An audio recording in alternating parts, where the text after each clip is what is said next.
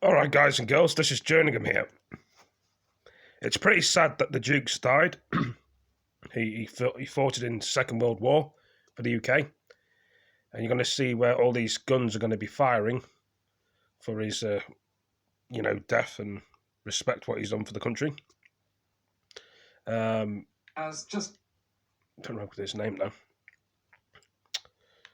now. Just a minute. Prince Philip, that's the one. Took me a while, sorry about that. The guns will start in 30 seconds to fire this death gun salute in marking a life of service to the Queen by her consort. And these will be echoed at 6 other locations and also... As you can see, all these are all over their on board locations. 2 ships at sea. Plymouth, in Tower of London, Edinburgh Castle, W.L. Witch, London, Portsmouth, Cardiff Castle,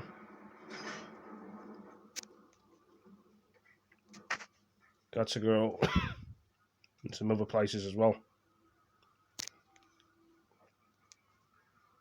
It has just gone noon. You're watching Sky News live coverage of the death gun salute to mark the Duke of Edinburgh, who died yesterday.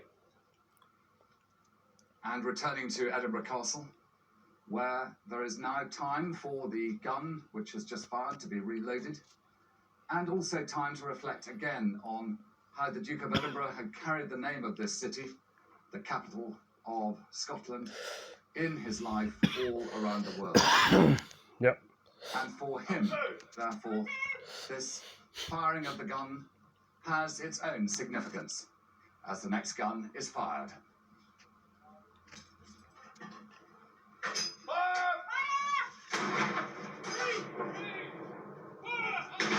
We now go across the country to London, where the simultaneous second shot has been fired by the Honourable Artillery Company, the oldest regiment in the British Army, the Tower of London, where the crown jewels of the United Kingdom are stored, and to which the Duke came on a number of occasions, not least when he was appointed by the Queen to be the chairman of the Coronation Committee just after she came to the throne and organised the coronation in 1953. It is the great citadel of England, and it is the well-known guarding point at the entrance of London, where the Prince did so much of his service to the Queen, working from Buckingham Palace.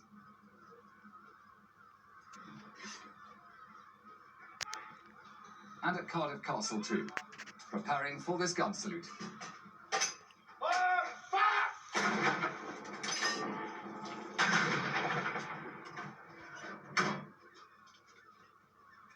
You'll see the firing and then the discharge of the shell case. They are, of course, blank firing today, but these guns, new battle, and they were guns that were in operation and in service in some of the battlefields that were being fought hard over when the Duke of Edinburgh, as a young officer in the Royal Navy, was, along with the Army and the Royal Air Force across all the Allies, fighting against the Axis powers of tyranny in the Second World War. To fire.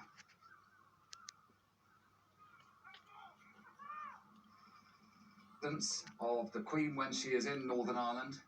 Of course, throughout the Queen's reign, the struggles for security and peace within a nation that has a history of discord has been very much a part of the Queen's reign. And we remember when the Duke of Edinburgh accompanied the Queen to go to Ireland on that historic state visit, and also what a great deal it had meant to him to see peace returned there after the struggles of that time, particularly with the loss of his uncle, Lord Mountbatten.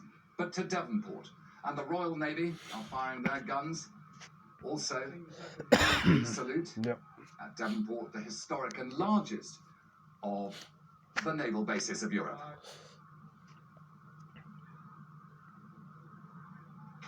Number 1 gun! Fire!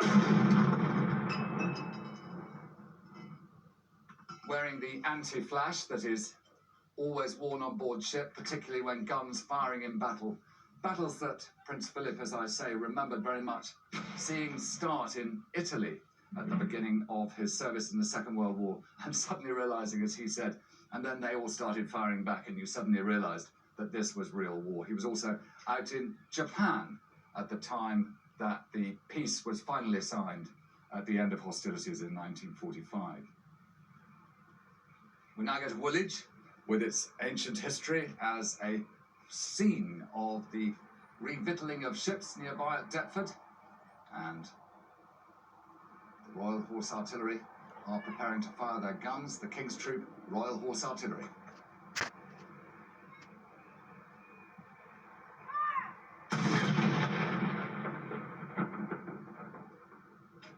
The guns here are firing in front of the largest frontage of any building of the Georgian period, 1,000 feet long, massive building with the guns laid out in front of the centre of that building where the old officers' mess and Duke of Edinburgh frequently went as a guest there, because his reach into the armed forces was so considerable as a field marshal for longer than anyone else had ever been in.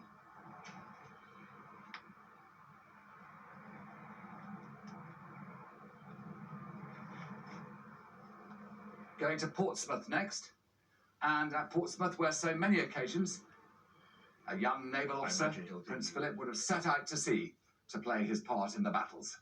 And again, the anti-flash will remind us of what warfare's like in a ship.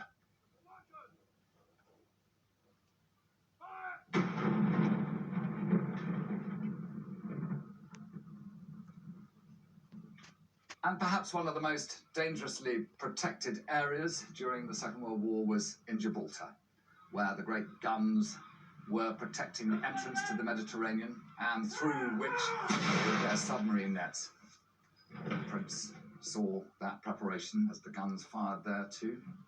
Enormous amount of smoke, and the Royal Gibraltar Regiment will, after all, had to defend the Rock through some very difficult times in history, going way back to the very start of its part of British ownership.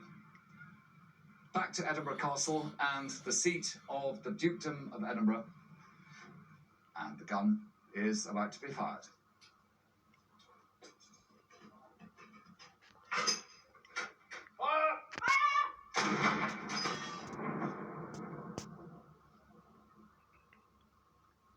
And it's a beautiful day in Edinburgh too, with the wonderful views from the castle. I'm very proud to be its governor at the moment, and I'm very proud too of the excellence of the Royal Regiment of Artillery in delivering this salute to the Duke of Edinburgh. And what a day. And the Duke, who loved Scotland, he was educated at Gordonston, he was up at Balmoral with the royal family frequently, and each year the Queen and he came up for Royal Week to mark the duties, and particularly opening the Scottish Parliament when that moment came. Well, I hope you all enjoyed that, guys and girls. I'm sure he's going to be very missed from his family members and his friends, and rest in peace, Prince Philip, and thank you for your service. And all of us are going to miss you, and I think, some people probably don't know who Prince Philip is, but that's another matter. Anyway, thank you for joining, guys and girls. Peace.